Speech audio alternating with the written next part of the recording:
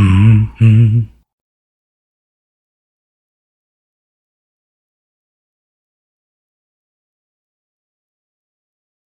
back.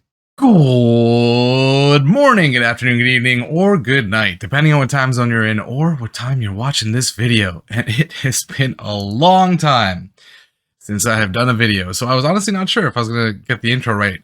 But we are back again, and with a video that I had been wanting to do for so long. There was just no time amidst all the exams and the culminating and the marking and all that stuff, but now we're back and we're ready to do a Ren lyrical analysis of Slaughterhouse. So I hope that you're excited, because I am very excited. Love you all. Let's jump right in, shall we? Let's go. Oh, I won't be doing visuals because we already did that. This will be like pretty much strictly lyricism. Somebody, anyone help. Anyone help, I've been going through hell. Hell, I've been going through. Hell, I've been going through. I've been at odds with myself. I've been so lost in my health. I've been feeling like deleting myself. Man, I've been going through hell. Walls are closing for the chosen. Bodies ripped up, zipped and frozen. One by one we'll all fall down. Welcome to the slaughterhouse. Bro, when this opens up, like it's almost like a summary of everything he was just going through before the music and before the healing started, and before all, like not before music, but before the healing started. And then he kind of sank truly into the music that he wanted to create, which is what we see now. But like you see this idea that like he was going through, his body was betraying him, right? And he was suffering as a result. And something I really enjoy is how he kind of goes like like he's vomiting, and then we hear that like I can't make that noise. I can't do that.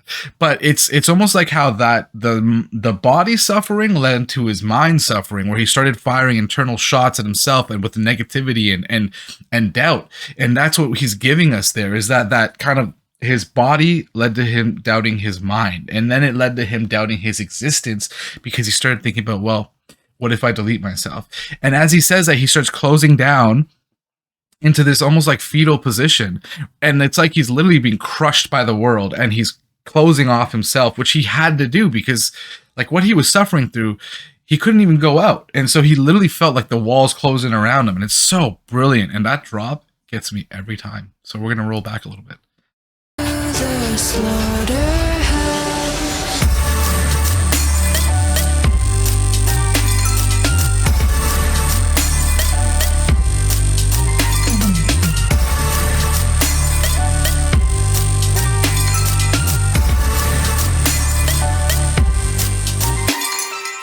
Crawl over shards of shattered glass, a masterclass of surviving inside a plaster cast. Martial artist, Arkham Asylum, night's darkest, half-heartedly, haphazardly start this shallow. Bro, I love that. I love that so much. He's like, he says basically he's crawling over shards of shattered glass, and think about how fragile he feels in this moment. He literally feels like glass, and he feels broken, and that's what he feels like he has to crawl over to get to the point that he needs to be at. And yet it's his own body that's making him feel that way, right? And then we get the idea of like a masterclass of surviving in a plaster cast, because you're trying to rebuild yourself, you're trying to put yourself back together, but you're so trapped in that feeling. It's like you're literally surrounded by plaster, and it's such a great way to kind of visualize what he's going through. And then you get into like the Arkham, I have the lyrics pulled up here, but Arkham Asylum, Night's Darkest, and I really like that, because it's like when you think about what Batman, how he became what he is, he had to delve into his fear to become the person that he was, and that's what Ren had to do. And so literally he's like Batman, in the sense that instead of approaching his fear with fear, he approaches fear from a different perspective, which made him rearrange the way that he thought in order to become the person that he is. And then he even says Arkham Asylum, which is so cool, because it's like it literally drove him crazy until he became the person that lived in his fear, and then understood, oh, I can use this fear as a power instead of a weakness. And that's such a great way to say it, and I really love that. Oh man. Oh, okay. So good, man. Shallow tombs, open wounds that don't heal. Cold steel incision, a mountain made a molehill. Through fields of the valley of doubt, I pass out, revive with the mouth to mouth. I stay low commotion.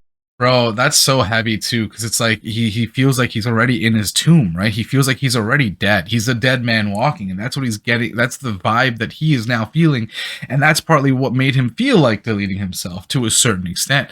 And then it's like talking about the open wounds. It's like when you think about an open wound, it doesn't heal unless you treat it, right? And so it's like he felt like his whole existence there needed to be an answer, but he couldn't find one, and it just felt like the wound was festering, and that's what he's left feeling.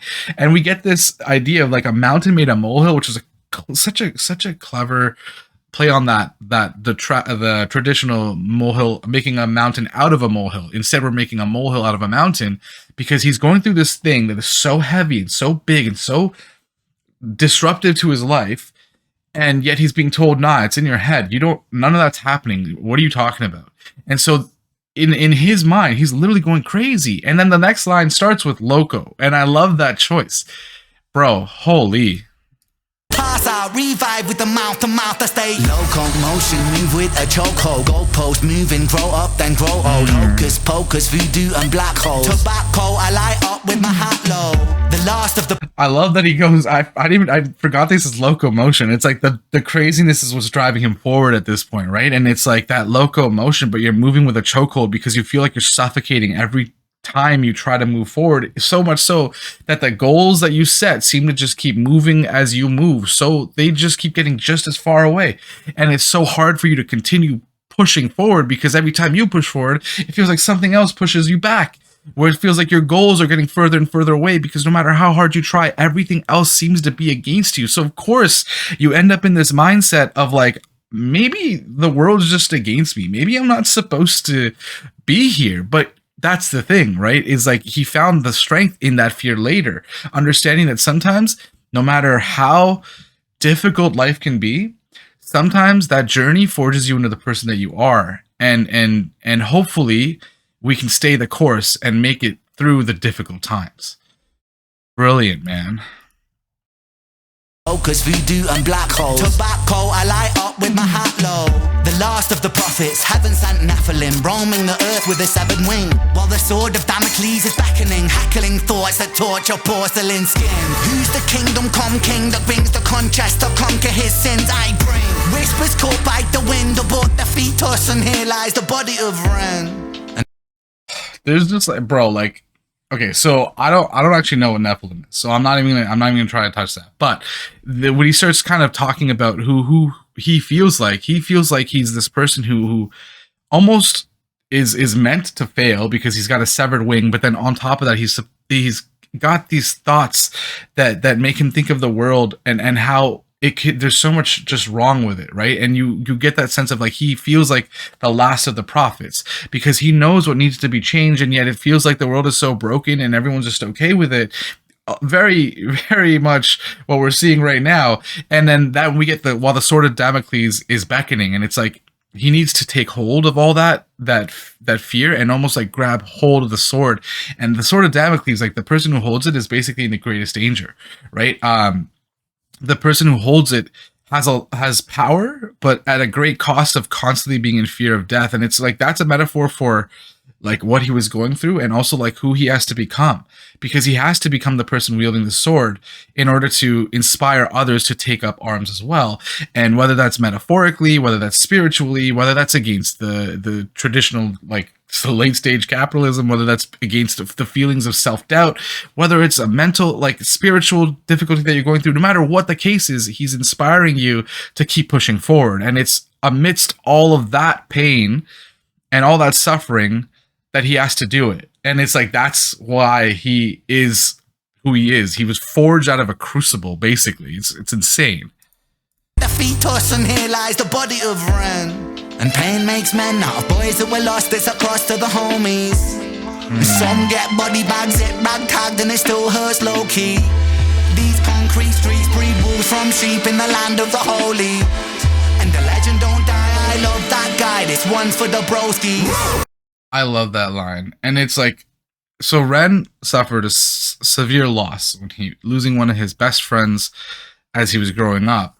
And that has truly been one of the driving forces in his life. If we look back at any of his art, you look back, like there's just so many, it's it was such a great suffering, and yet at the same time now he pays testament to that love that he had, and tries to remember them in every step of his life, right? And like it's just such a brilliant metaphor for amidst all that loss, we take strength in where we can. And then he even says here, this one is for them. This one is for anyone who's lost anybody, right? Because truly it's like that loss can be so crippling that if you get stuck in it, you are going to get weighed down.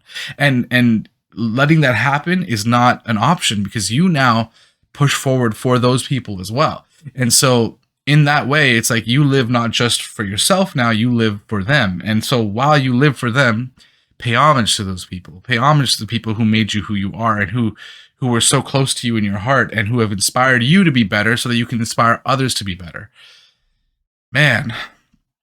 And I really like that line of like, turns sheep to wolves, because it's like literally we're creating a system where people feel like they have to be competing with others in order to get to where they need to be. And it's not a sense of community, it's a sense of competition now that we're bred into. And that's what he's saying, like the streets turn into this, where it's like you are taught from basically day one that, hey, you need to beat out all these other people, and don't look over here or at all the people who have the actual power. Just look at all these people over here who have to compete just like you to get to the point where you need to get to. So you need to become a wolf and take all those others down, while these people over here remain on their golden thrones. And I love that he puts that, it's so brilliant.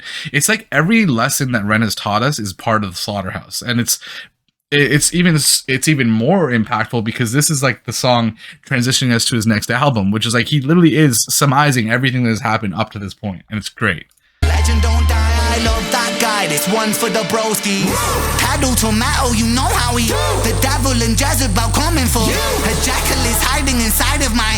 Taking your rosy cheeks, painting them blue. Turning your click into Skellington crew. Bro, that jackal is hiding inside of my view is so good. It's like it's such a good like metaphor for like the people who are meant to do good are now like basically turned into hide, right? And you can almost view that as a double metaphor, because it also could be like the people who are hiding as a jackal in our view, right? And so that's such a brilliant way to say that. And I think that actually might be more likely what it's meant to be, where it's like those who are supposed to be doing good aren't doing good, but they hide in this persona that they are doing good. And in that sense, they are the hiding in plain sight as a jackal. And that's such a brilliant line. Like that is maybe my favorite line. Oh my God. Damn. Okay. Cheeks painting them blue, turning your click into Skellington crew, stripping the soul from the base of your shoes. So watch my tongue, my words are laced with. I'm lying in truth, it's a fire in the booth. Switch up. I love that line. Jeez, there's like gonna be 50 of these, but like stripping your soul from the base of your shoe, and it's like when you think about it, it's like almost like we don't even have the same sense of like spirit that we should have. And for Ren, it's like at this point he needs to get cutthroat to get to where he's going, and so he's literally taking the soul from where you've crushed it down in this small bit, and then it relates to also like a shoe where you're literally treading on it, you're stepping on your soul because you're not actually letting it come to fruition. In which case you'd be, you know, the same as Ren, trying to promote community, promote collaborativeness, all that. And so he's like, he's gonna turn, if that's what you're doing, if you're someone who is spewing hatred, spewing kind of like this like kind of separation, this distrust in others, well then I'm coming for you, because I won't allow that to persist. I will take that and make it your weakness. And it's such a brilliant kind of hat tip back to the start, where he takes his own weakness and makes it his power, but now he identifies the other weakness and makes that there and uses that against them. And I really like that a lot. Man, I'm lying in truth, it's a fire in the booth. Switch up the star like bison. I'm lighting. Oh my God, it's a fire. Oh my God, he's literally like he's saying it's a fire in the booth in the sense that he's like killing the rap game, but on top of that is like he's spreading this light, and light is so meaningful in every lyric that Ren has, and you hear it in a lot of different songs. But it's like not only is it truth, but it's hope, and it's belief, and it's community again, and it's like just he's using his music to shed that light as far as he can and make it as bright as he can. Oh my God. lying in truth, it's a fire in the booth. Switch up the star like bisex, impress your heavy lift, tricep, bicep, I flex the thunder and lightning, writing on Tesla. Connect directly, voice disconnect. Working in a lab, a mad bad like Dexter. Coming for your neck, the head that collector. A million degrees, graduate semester. A bullet in the knee till you kneel to the emperor. They say he. Bro. So like that Dexter line is maybe, I keep saying it, but like it's so clever, guys. Like, because he's talking about like he is gonna go absolutely just wild and hostile to anyone who is standing in the way of what he sees as what needs to be done, which is like transforming the world in a better way. And so he's talking about Dexter's lab. Like if you've ever watched the show, it's this guy who is like a little kid who's a genius, but everyone doubts him. And so he's always in his lab trying to make things so that will kind of convince others that he is the genius that he is. But something always goes wrong, which is basically a metaphor for Ren's life as an entirety. But then beyond that, it's like when you think about Dexter, like this show about the serial killer, that's who Ren has to become, taking down anybody who seems to have any kind of inkling of just like evil or negative perspective of how the world should be. And like that's what he's honing into now. He's like, I'm not allowing that to persist. I'm coming for all of you. And I'm gonna do it in ways that you never could have imagined, because this creative mind that he has allows him to think outside the box, working in his lab, which is basically his recording studio probably, or like when he's writing, and taking his music in ways that people never expected because they didn't think he could do it, and taking and creating this movement that he now has kind of surrounding him. And that's so brilliant. I really like that. Oh man, that's so, it's just everything in you is so clever. You kneel to the emperor. They say, he say, she say. People like to bicker as humanity erodes. Okay, there we go. AK pointed at the KKK. That's how you kill a ghost. Oh man. Damn. Okay, so many things. Like he say, she say. It's like what we were talking about earlier, right? Where we're kind of taught to focus our attention on the others around us who we see as competition, right? Because that's what we are shown as the problem, when really the problem is a misdistribution of power, wealth, and like, you know, just generally speaking, health as well to a certain extent. But like, that's the real problem. We're taught to look over here and have these bickerings amongst ourselves, letting the world kind of fall apart and humanity as a species kind of fall apart, because we are losing our humanity. And it's like, that's what humanity erodes actually means, is not only is almost like our structure of society falling apart, but beyond that, it's like our humanity as a spiritual kind of entity is eroding away as we continue down this path of competition. And then he says, okay, loaded with an AK. What was it? Loaded with an AK pointed at the KKK. That's how you kill a ghost, bro.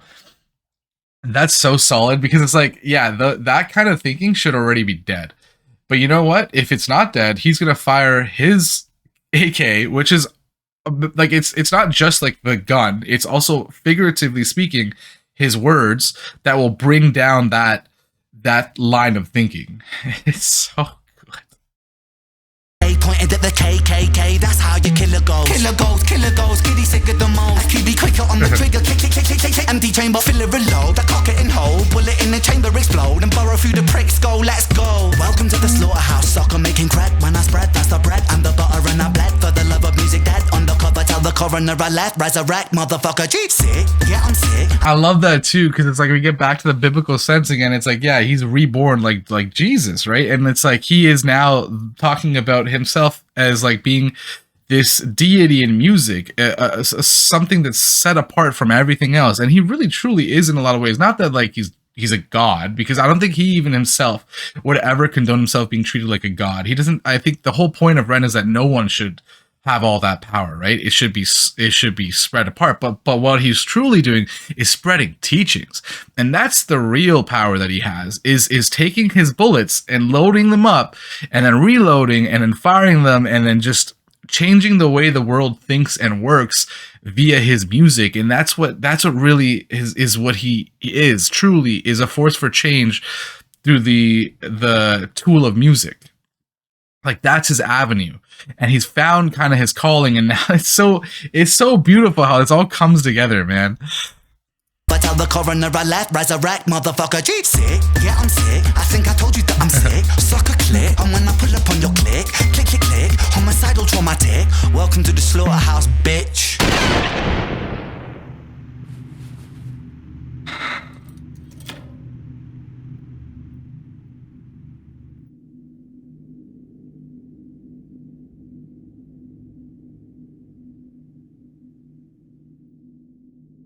I love how he chooses to show that it is him that's kind of like also part of the problem in a way, right? But it is him also metaphorically taking down the last album, saying this album is now over. We're moving on to something fresh and new, and that's so good. My God, this whole track, I feel like I could even go if I was to sit and like kind of do an essay on this. I feel like there'd just be so much to talk about. It'd be like 1,000, 2,000, 3,000 words easy. You know what I mean? Oh, he's so solid, and I really enjoy like how at the start of the song, like you hear the cadence that he has, and it's very almost like robotic, because at that point he's stuck in the mindset of things are falling apart and I'm never going to move past this. And so he feels lost and alone, and it feels very much like you get that from the way that he delivers the lyrics. And then as we get through the song, we see this transition into like a more like braggadocious swag, like kind of like just a more confident flow. And that's what we get towards the end here too, right? And even the meaning of the song kind of switches a bit too, or not the meaning, but the delivery of the lyrics changes, because then it also becomes a bit more aggressive, a bit more braggadocious, a bit more you know what, I'm done with waiting for change, I'm gonna make that change happen. And that's what we get in the way he delivers the lines too. And so like with Ren, it's everything. It's not just his lyrics, it's not just the video, it's not just it's so much more. It's the delivery, it's the metaphors, it's the meaning, it's almost like the level of spirituality he brings to the songs themselves, just the depths that he dives into in such a wide array and a range of ideas and topics, as well as the way he delivers them is so brilliant, and is truly, I think, one of the most like impactful things about Ren is there's just he understands how kind of to deliver everything, and it's beautiful. Well, that was awesome. I hope that you enjoyed. I hope that your week is better than your day, your month is better than your week, your year is better than your month. Love you all. I'm very glad to be back. I'll see you on the next one, which is hopefully very soon.